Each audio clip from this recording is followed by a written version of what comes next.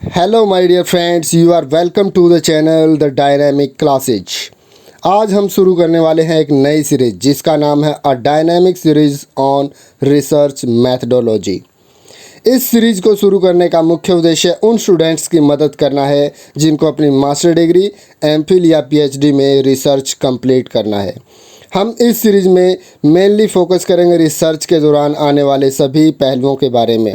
इस दौरान जिन प्रश्नों को हम हल करेंगे, हम उनको किस प्रकार हल करेंगे, उन सभी को जानने की हमारी यहाँ पर कोशिश रहेगी। हमारे जो मुख्य क्वेश्चन रहेंगे, हमारे जो मेन पर्सन इस दौरान रहेंगे, इस सीरीज़ के दौरान, वो ये सब रहेंगे। सबसे पहले रिसर्च क्या होता है, दूसरा रिसर्च प्रॉब्लम क्या होती है और किस प्रकार से हम रिसर्च प्रॉब्लम को तैयार कर सकते हैं। उसके बाद हम रिव्यू ऑफ लिटरेचर के बारे में देखेंगे, कैसे रिव्यू ऑफ लिटरेचर किया जाता है। उसके बाद हम नंबर 4 पर देखेंगे कि रिसर्च स्टडी और रिसर्च डिज़ाइन क्या होता है, किस प्रकार से हमें इसको रिसर्च में डिज़ाइन को लगाना होता है, किस प्रकार से डिज़ाइन का हमें प्रयोग करना होता है। नंबर 5 पर थीसिस फॉर्मेट के बारे में हम समझेंगे, फॉर्मेट क्या होता है थीसिस का, उसके बारे में हम समझेंगे। नंबर 6 पे अरेंजमेंट ऑफ थीसिस कंपोनेंट्स जो होते हैं थीसिस के अंदर यूज करने के लिए, उनको किस प्रकार से अरेंज किया जाता है, उनके बारे में हम समझेंगे। उसके बाद अप्रोचेज़ टू लिटरेचर के अंदर आने वाली अलग अलग जो अप्रोचेज़ हैं उनके बारे में हम समझेंगे। और लास्ट में डॉक्यूमेंटेशन के बारे में हम समझेंगे कि किस प्रकार से फॉर्मेट को, किस प्रकार से थीसिस को हमें डॉक्यूमेंट करना है, किस प्रकार से हमें उसको अच्छे से तैयार करना है। आगे आने वाली जितनी वीडियोज़ हैं आप उनसे वंचित ना रहें, आप सबको वो सारी चीज़ें मिलती रहें जो आपको मिलनी चाहिए। उनके लिए आप हमारे चैनल के साथ जुड़े रहें। तो शुरू करते हैं आज की वीडियो आज के विचार के साथ। हिम्मत और हौसले की उड़ान मंजिल पर जाकर रुकती है। हिम्मत और हौसले की उड़ान मंजिल पर जाकर रुकती है, और अगर आपको दोनों करने के बाद भी अभी तक मंजिल नहीं मिली है तो आपको बाउंस बैक करने की ज़रूरत है। सबसे पहले हम बात करेंगे रिसर्च के बारे में। What is a research? Research सोचने का एक तरीका है जो आपके दिन प्रतिदिन के प्रोफेशनल वर्क्स के दौरान आने वाले वेरियस एस्पेक्ट्स को एक पर्याप्त अध्ययन और पर्टिकुलर प्रोसीजर को फॉलो करते हुए पूरा किया जाता है। रिसर्च के अंदर हम एक प्रॉब्लम को फॉर्मुलेट करते हैं, नियंत्रित करते हैं और एक नए प्रिंसिपल का विकास करते हैं और परीक्षण करते हैं जो आपकी प्रैक्टिस और प्रोफेशन की उन्नति में आपका योगदान देते हैं। In fact it is the result of man's deep urge to know, to satisfy the thirst of knowledge about this world, especially in a particular field of scholarship. असल में क्या है यह है इस दुनिया के बारे में विशेष रूप से विद्वता हासिल करने के लिए एक विशेष क्षेत्र में ज्ञान की प्यास को संतुष्ट करने के लिए मनुष्य की गहरी इच्छा का परिणाम होता है। रिसर्च को पूरा करने के लिए हमें कठिन प्रयास की ज़रूरत पड़ती है, एक सिंसियर, ईमानदार, हमें एक विषय के प्रति अपने जवाबदेही की एक ज़रूरत पड़ती है, और ज़बरदस्त पेशेंस की भी हमें इसमें ज़रूरत पड़ती है। हमें इसके अंदर धैर्य रखना पड़ता है किस प्रकार से हमें अपने रिसर्च को पूरा करना होगा। एक बार जब रिसर्चर अपने गोल को पूरा करने के लिए आगे बढ़ता है तो वह इसे निर्धारित लेखन के रूप में प्रस्तुत करता है और रिसर्च वर्क को पूरा करने के लिए इसे पब्लिश करवाता है। इस प्रकार के रिसर्च या थीसिस को एक लर्नड ऑडियंस को एड्रेस किया जाता है। यह एक ऐसी ऑडियंस होती है जो इस विषय में महारत हासिल किए हुए होती है और जिनको नवीनतम खोजों के बारे में सब कुछ पता होता है। रिसर्च स्कॉलर के मन में एक सामान्य संख्या यह होती है कि क्या वे इस अभ्यास करने के लिए पर्याप्त रूप से समझदार हैं, क्या वे शोध करने के लिए पर्याप्त बुद्धिमान हैं। तो इसके लिए रिसर्च स्कॉलर के सामने बहुत सारी समस्याएं आती हैं। मैं आपको समझाने की कोशिश करूंगा कि रिसर्च स्कॉलर के सामने आने वाली समस्याएं किस प्रकार से दूर हो सकती हैं। रिसर्च 2 अक्षरों से बना हुआ है, री और सर्च से। री का मतलब होता है अगेन, ए न्यू, और ओवर अगेन मतलब फिर से, एक नया या फिर बार बार। और सर्च का मतलब होता है क्लोजली या केयरफुली, यानी बारीकी से या ध्यान से जांचना। तो इस प्रकार से रिसर्च का हम मीनिंग देखते हैं, अगेन और क्लोजली, इसमें हम इसका मीनिंग देखते हैं। मतलब हमें किसी चीज़ को दोबारा से देखना है, उसकी जांच पड़ताल करनी है और दोबारा से उसको अच्छे ढंग से, व्यवस्थित ढंग से हमें उसको प्रेजेंट हमारे सामने करना है, एक ऑडियंस के सामने हमें प्रेजेंट करना है। सबसे पहले हम देखते हैं formulation of research problem. Research problem का फॉर्मुलेशन रिसर्च प्रोसेस का सबसे पहला और सबसे महत्वपूर्ण चरण होता है। यह जर्नी शुरू करने से पहले एक डेस्टिनेशन की पहचान की तरह होता है, जहाँ पर हमें डेस्टिनेशन को पहचानना होता है कि हमें हमारी यात्रा शुरू अगर करनी है तो हमें कहाँ तक जाना है। ये इस प्रकार से एक रिसर्च प्रॉब्लम को हम देखते हैं। एक डेस्टिनेशन, अपना गंतव्य अगर आपके पास नहीं है, अगर आप कहीं जा रहे हैं और आपको अपने गंतव्य का नहीं पता, आपको डेस्टिनेशन का पता नहीं है, तो सबसे मुश्किल हो जाता है वहाँ पर पहुँचना। सबसे छोटे या वास्तव में किसी भी मार्ग की पहचान करना इम्पॉसिबल यहाँ पर हो जाता है। इसी प्रकार एक स्पष्ट रिसर्च प्रॉब्लम के अभाव में क्लियर और इकोनॉमिकल प्लान इम्पॉसिबल हो जाता है। एक रिसर्च प्रॉब्लम एक इमारत की नींव की तरह होता है। अगर इसे अच्छी तरह से तैयार किया गया है तो हम एक गोल स्टडी को फॉर्मुलेट करने की उम्मीद करते हैं, हम एक निश्चित डेस्टिनेशन पर पहुंचने की उम्मीद करते हैं। कर्लिंगर ने बिल्कुल सही कहा है, if one wants to solve a problem, Kerlinger कहते हैं, if one wants to solve a problem one must generally know what the problem is. It can be said that a large part of a problem lies in knowing what is trying to do। मतलब यदि कोई किसी समस्या को हल करना चाहता है तो आम तौर पर उसे पता होना चाहिए कि समस्या है क्या। यह कहा जा सकता है कि समस्या का एक बड़ा हिस्सा यह जानने में निहित है कि कोई क्या करने की कोशिश कर रहा है। एक रिसर्च प्रॉब्लम बहुत सरल से लेकर बहुत जटिल तक कई रूप ले सकती है। Most of the research in the humanities revolve around 4 P's, यानी ह्यूमैनिटीज़ के अंदर अधिकांश जो रिसर्च हैं वो इन 4 P's के इर्द गिर्द घूमते हैं। 4 P's यहाँ पर कौन कौन सी हैं? पीपल, प्रॉब्लम्स, प्रोग्राम, फिनोमिना, यानी लोग, समस्याएं, कार्यक्रम और घटना। इन चारों के इर्द गिर्द हमारे जो रिसर्च है वो घूमती है। ह्यूमैनिटीज़ के अंदर क्या होता है? ह्यूमैनिटीज़ में होता है आर्ट्स के जितने भी सब्जेक्ट्स आते हैं उनको हम ह्यूमैनिटीज़ के अंदर इंक्लूड करते हैं। वास्तव में किसी भी एकेडमिक और ऑक्यूपेशनल फील्ड को करीब से देखने पर पता चलेगा कि अधिकांश रिसर्च इन 4 P's के चारों ओर घूमते हैं। हम लोगों के जीवन से संबंधित कुछ मुद्दों या समस्याओं के अस्तित्व की जांच करने के लिए व्यक्तियों के एक समूह या लोगों के रूप में एक समुदाय का चयन कर सकते हैं, कम्युनिटी का हम चयन कर सकते हैं। किसी मुद्दे या प्रॉब्लम को समझने के लिए, उनके दृष्टिकोण का पता लगाने के लिए, अस्तित्व को स्थापित करने के लिए, एक नियमितता या हस्तक्षेप की प्रभावशीलता का मूल्यांकन करने के लिए हम उन लोगों से जुड़ सकते हैं। हम किसी भी एकेडमिक फील्ड में किसी प्रॉब्लम या किसी प्रोग्राम या किसी घटना का प्रोफेशनल पर्सपेक्टिव हम देख सकते हैं, उनका हम अध्ययन कर सकते हैं कि किस फील्ड में किस प्रॉब्लम के साथ हम किस प्रोग्राम को अच्छे ढंग से मेंटेन कर सकते हैं, किस चीज़ को हम अच्छे से सोल्व कर सकते हैं, उसके बारे में अध्ययन कर सकते हैं, उसके बारे में रिसर्च को हम समझते हैं।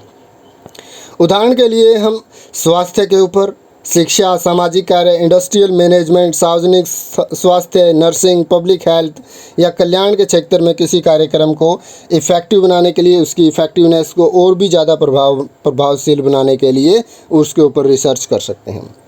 4 P's की यह जो अवधारणा है ये क्वालिटेटिव और क्वांटिटेटिव रिसर्च दोनों पर लागू होती है, यानी गुणात्मक और मात्रात्मक जो रिसर्च होते हैं दोनों के ऊपर ये लागू होती है। गुणात्मक में क्या होता है? अगर हमें किसी रिसर्च के ऊपर, किसी विषय के ऊपर अगर हमें उसके गुणों के ऊपर काम करना है तो हम गुणात्मक उसको रिसर्च बोलते हैं। और क्वांटिटेटिव के अंदर हम मात्रा, अगर हम किसी डाटा के ऊपर काम करते हैं तो उसके अंदर क्वांटिटेटिव रिसर्च के ऊपर हम काम करते हैं।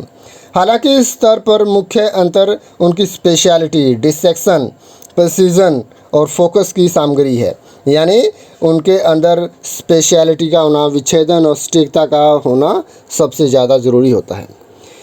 क्वांटिटेटिव रिसर्च में आप पॉसिबली स्पेसिफिक होने का प्रयास करते हैं, मतलब मात्रात्मक अनुसंधान जो होता है उसके अंदर आप विशिष्ट होने का प्रयास करते हैं, मात्रा के बारे में आप बताने की कोशिश करते हैं, जिसके अंदर अगर डाटा के साथ आप छेड़छाड़ करेंगे, किसी प्रकार के डाटा को आप वहाँ पर छुपा नहीं सकते हैं अगर आप क्वांटिटेटिव रिसर्च के बारे में बात करते हैं तो। उसके बाद बात आती है, इसके अंदर एक फ्रेमवर्क आपको डेवलप करना होता है जिसके भीतर आप अपने रिसर्च को कन्फाइन करते हैं।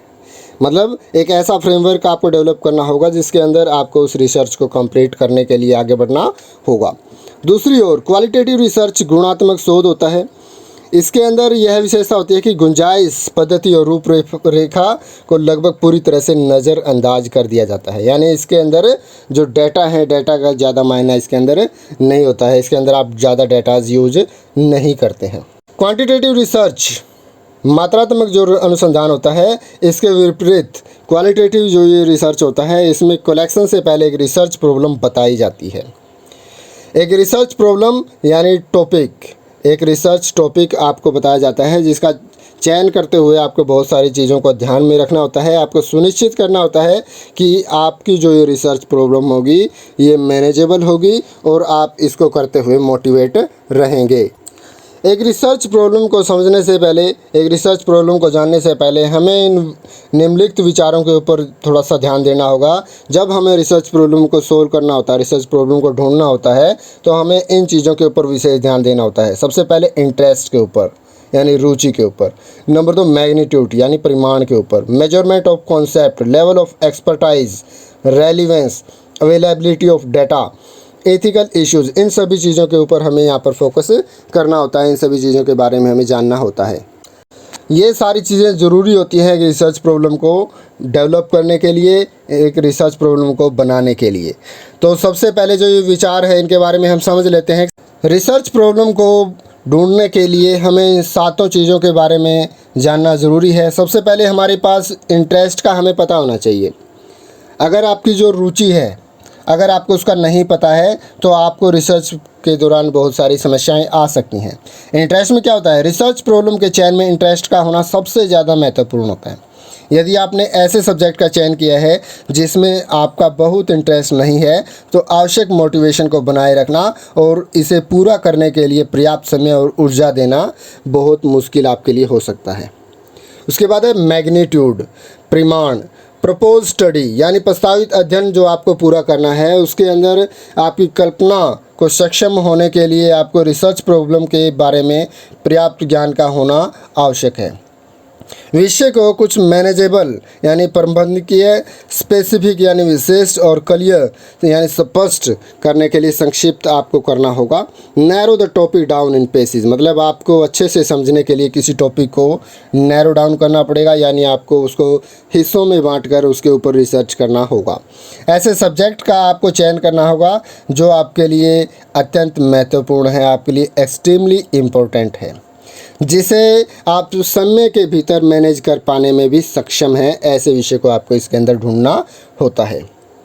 मेजरमेंट ऑफ कॉन्सेप्ट्स, अवधारणाओं का मापन। आपको क्या करना होगा, क्वांटिटेटिव रिसर्च में आपको यह सुनिश्चित करना होगा कि आप अपने रिसर्च में सभी कॉन्सेप्ट्स का उपयोग करने के बारे में स्पष्ट हैं। यानी जो चीज़ें आप यूज़ करने चाह रहे हैं आपके रिसर्च के दौरान, उन सभी के बारे में आपका ज्ञान बिल्कुल सही है, उसके बारे में आपको पता होना चाहिए। उसके बाद लेवल ऑफ एक्सपर्टाइज, नंबर 4 पर आता है लेवल ऑफ एक्सपर्टाइज, विशेषज्ञता का स्तर। मतलब आपको पता होना चाहिए कि आप जिस टॉपिक के ऊपर आप काम करने वाले हैं, आप उसके बारे में एक्सपर्ट हैं या नहीं। सुनिश्चित करें कि आप जिस कार्य का प्रस्ताव कर रहे हैं उसके लिए आपके पास एडिक्वेट लेवल ऑफ एक्सपर्टाइज है, यानी पर्याप्त स्तर की विशेषज्ञता आपके पास है। इस फैक्ट को अलाउ करें कि आप रिसर्च के दौरान बहुत कुछ नया सीखेंगे और अपने रिसर्च सुपरवाइज़र और अन्य लोगों से सहायता प्राप्त करके उस रिसर्च को अच्छे ढंग से मेंटेन करके पूरा कर पाएंगे। लेकिन एक बात हमेशा याद आपको रखनी होगी कि आपको मैक्सिमम वर्क खुद ही करना पड़ेगा, अधिकांश काम आपको खुद ही इस दौरान करना होगा। नंबर 5 बात आती है रेलिवेंस की। जब आप रिसर्च प्रॉब्लम को क्रिएट करते हैं, रिसर्च प्रॉब्लम को आप सामने लेके आते हैं, तो आपको एक ऐसा विषय चुनना होगा जो आपको प्रोफेशन और रिलेटेड ऑडियंस दोनों के लिए रेलिवेंट हो। यानी एक ऐसा विषय आपको ढूंढना होगा, ऐसा विषय आपको चुनना होगा जो आपके लिए और आपके श्रोताओं के लिए, दोनों के लिए बहुत ही ज़्यादा महत्वपूर्ण हो। इससे आपको इस अध्ययन को पूरी करने में रुचि बनाए रखने में मदद मिलेगी। उसके बाद आपको देखना होगा अवेलेबिलिटी ऑफ डाटा। डाटा जो है, मतलब अवेलेबिलिटी आपको देखनी पड़ेगी जिस विषय के ऊपर आप काम करना चाहते हैं। अगर आपका कोई विषय है उसके अंदर सेकेंडरी सोर्सेज की आपको ज़रूरत है, तो आपको पता होना चाहिए कि इस विषय के बारे में आपको पर्याप्त डाटा उपलब्ध हो जाएगा, आपको सारी चीज़ों का पता चल जाएगा। जिस भी टाइम आपको जिस भी डाटा की ज़रूरत होगी वो आपको उपलब्ध हो जाएगा, ताकि आप अपने विषय को अंतिम रूप देने से पहले डाटा को अच्छे से मैनेज कर पाएँ और सारी चीज़ों के बारे में अच्छे से जान पाएँ। इसलिए आपको पता होना चाहिए कि इस डाटा के बारे में आपको सारी चीज़ें अवेलेबल हो चुकी हैं। उसके बाद है 7th जो पार्ट है इसके अंदर, एथिकल इश्यूज़, नैतिक मुद्दे। रिसर्च स्टडी के दौरान, रिसर्च स्टडी को जब हम कंडक्ट करते हैं उसके दौरान अध्ययन आबादी कुछ प्रश्नों से प्रतिकूल रूप से प्रभावित हो सकती है। यानी जिसके ऊपर आप रिसर्च कर रहे हैं हो सकता है कि उसके ऊपर किसी प्रकार का नकारात्मक प्रभाव पड़ने की संभावना हो। जिस आबादी के ऊपर काम कर रहे हैं उसके ऊपर किसी प्रकार का गलत प्रभाव जाए, तो इस चीज़ का भी आपको ध्यान रखना होगा कि किसी भी अवधारणा को जन्म देने से पहले इस चीज़ को सुनिश्चित कर लें कि वह अवधारणा किसी को आहत नहीं करेगी, वो समाज को ज़्यादा प्रभावित नहीं करेगी। एक शोध समस्या को प्रारूपित करने की प्रक्रिया में कई चरण होते हैं। इन सभी चरणों के बारे में हम नेक्स्ट वीडियो में समझेंगे। नेक्स्ट वीडियो में हम इन चीज़ों के बारे में जानेंगे। आज हमने रिसर्च मेथोडोलॉजी की इस वीडियो में जाना है कि रिसर्च क्या होता है, रिसर्च प्रॉब्लम क्या होती है और रिसर्च प्रॉब्लम को किस प्रकार से हम फॉर्मुलेट कर सकते हैं। अगर आपको अच्छे से समझ में आया है तो बहुत अच्छी बात है, लेकिन अगर आपको समझ में नहीं आया है तो इस वीडियो को थोड़ा ध्यान से और दोबारा से समझें। आपको सारी क्वेश्चंस का आंसर आपको इसी के अंदर मिल जाएगा। और अगर आपके कोई सवाल हैं, अगर आपको फिर भी कोई प्रॉब्लम आती है तो कमेंट बॉक्स में अपने सवाल पूछना ना भूलें। मैं कोशिश करूँगा अपनी ओर से आपको एक अच्छा उत्तर देने की, अच्छा जवाब देने की आपको मेरी कोशिश रहेगी। तो रिसर्च मेथोडोलॉजी की इस सीरीज़ में सभी टॉपिक्स पर हम डिटेल से समझेंगे। मेरे साथ बने रहने के लिए चैनल को सब्सक्राइब करना ना भूलें, ताकि मुझे भी थोड़ा मोटिवेशन मिले। और आज के लिए इतना ही। Thank you so much.